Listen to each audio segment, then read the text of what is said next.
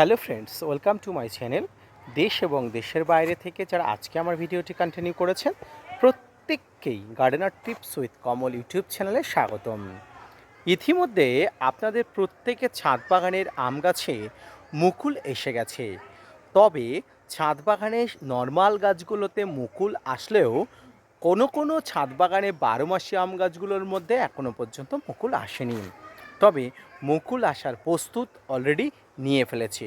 এই মুহূর্তে আপনার ছাদ বাগানে আপনার কাছে থাকা আম গাছগুলোতে, অর্থাৎ যে আম গাছগুলো থেকেই আপনি প্রচুর পরিমাণ মুকুল নিতে চাচ্ছেন, সেই আম গাছগুলো কীভাবে পরিচর্যা করবেন, সেই আম গাছগুলোর মুকুল আসলে সেই মুকুলগুলোকে কিভাবে দেখভাল করবেন, আসুন সব নিয়ে থাকছে আজকের বিস্তারিত আলোচনা। আজকের ভিডিওটি দেখলে আশা করি আম গাছের মুকুলের পরিচর্যা নিয়ে আপনাকে আর দ্বিধাগ্রস্ত হতে হবে না। সম্পূর্ণ ভিডিওটি না স্কিপ করে দেখতে থাকুন।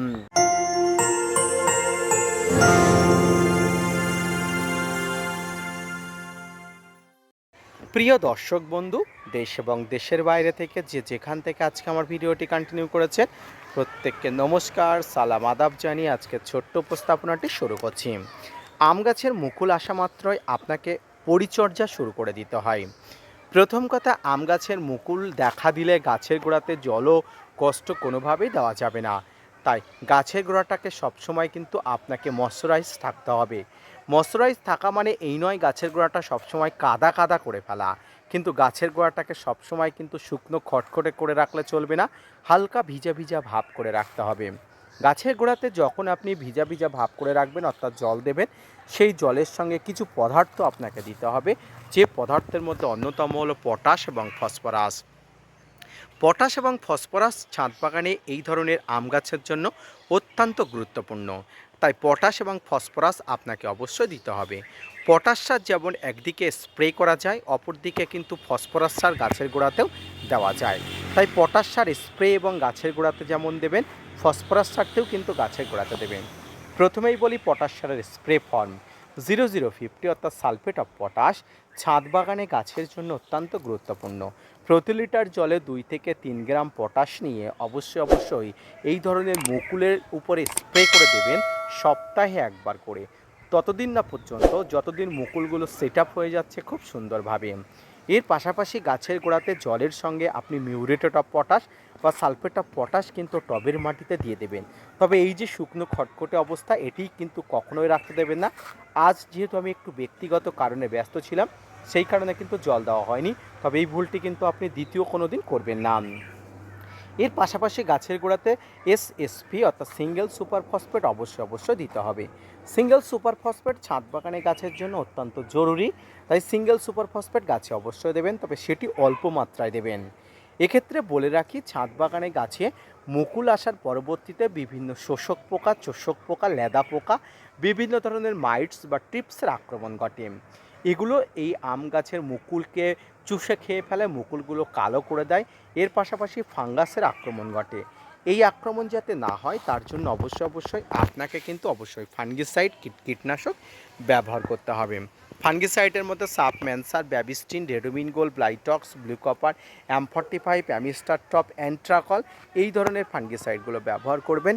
এবং কীটনাশকের মধ্যে ডাইমাটের 30%, ইমিডাক্লোপিড, সাইপারমেট্রিন, যে কোনো একটা ধরনের কীটনাশক ব্যবহার করবেন সপ্তাহে একবার করে। প্রিয় দর্শক, সম্মানীয় শ্রোতা বন্ধুরা, এই কীটনাশক ফাঙ্গিসাইড ততদিন পর্যন্ত ব্যবহার করবেন যতদিন পর্যন্ত মুকুলগুলো প্রস্ফুটিত না হয়ে যায়। প্রস্ফুটিত হয়ে গেলে কোনোভাবেই মুকুলের উপরে আর কোনো কীটনাশক ফাঙ্গিসাইড ব্যবহার করবেন না। তবে গাছে দুটো জিনিস ব্যবহার করা যাবে কন্টিনিউয়াসলি, সেটা হলো এক মাইক্রোনিউট্রিয়েন্ট বোরন বা মোবাবিন, দ্বিতীয় হলো গাছে পটাশের সোর্স হিসাবে 0050। তবে এখানে এনপিকে জাতীয় নানা খাবার যার মধ্যে পটাশ এবং ফসফরাস থাকে, এগুলো ব্যবহার করা যাবে, তবে সেগুলো অত্যন্ত চিন্তা ভাবনা করে তারপরে গাছে প্রয়োগ করবেন।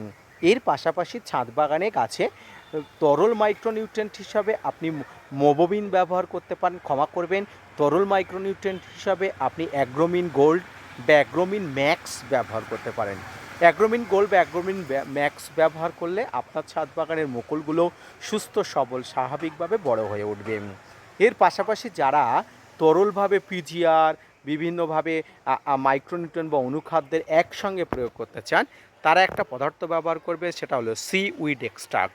সামুদ্রিক শৈবালের দেহবিশেষ থেকে তৈরি এই সিউইড এক্সট্রাক্ট গাছের ফুলের যেমন প্রোটেকশান করে, প্রচুর পরিমাণ ফুল আসতে সহায়তা করে, অপরপক্ষে প্রচুর পরিমাণ গাছকে কিন্তু রেণু উৎপাদন করে ফল সেট আপ করতে সাহায্য করে।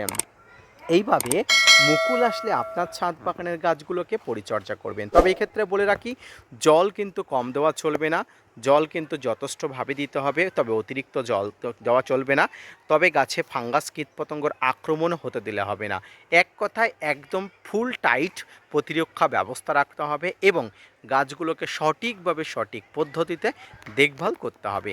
আজকের ভিডিওটি এই পর্যন্ত। ছাদ বাগানে এই মুহূর্তে যাদের প্রচুর পরিমাণ মুকুল এসছে তারা অবশ্যই এই পরিচর্যা করবেন এবং অবশ্যই আমার দেওয়া তথ্যগুলো গাছে অ্যাপ্লাই করলে দেখবেন খারাপ কখনোই হবে না। আশা করি আপনাদের ভালো হবে এবং আপনাদের ভালো হোক সেই শুভকামনায় রইল। আজকের ভিডিওটি এই পর্যন্ত। আশা করি বুঝতে পেরেছেন, আশা করি বোঝাতে পেরেছি। যদি বুঝতে পারেন, বোঝাতে সক্ষম হই, আমার ছোট্ট YouTube channel gardener tips with Kamal YouTube চ্যানেলকে সাপোর্ট করে ভিডিওটি শেয়ার করতে ভুলবেন না। ধন্যবাদ।